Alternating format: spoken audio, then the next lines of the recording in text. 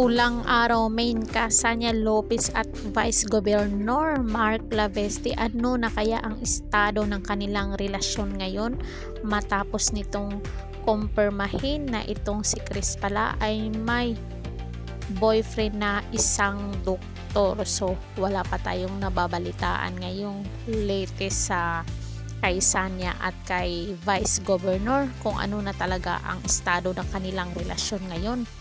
Uli nating namata ang magkasama itong dalawa doon sa flag ceremony ng Independence Day sa Batangas Provincial Capital, sina Sanya Lopez at Mark Laveste, at hindi na nasundan ito.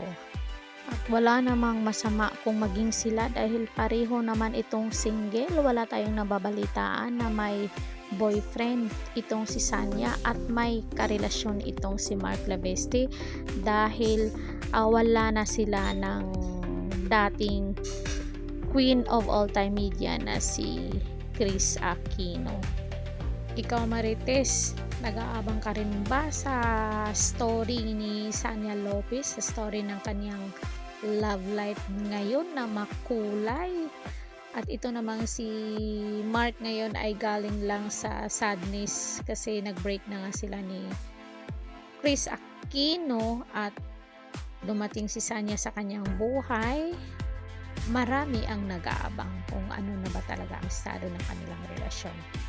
Dahil makikita naman natin noon na itong si Mark, alagang-alaga niya si Kris.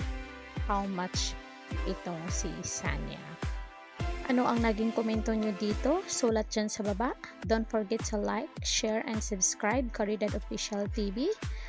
At ring bell on nyo ako para ma-update kayo sa ating mga latest chika dito sa showbiz. Hanggang sa muli. Thank you so much.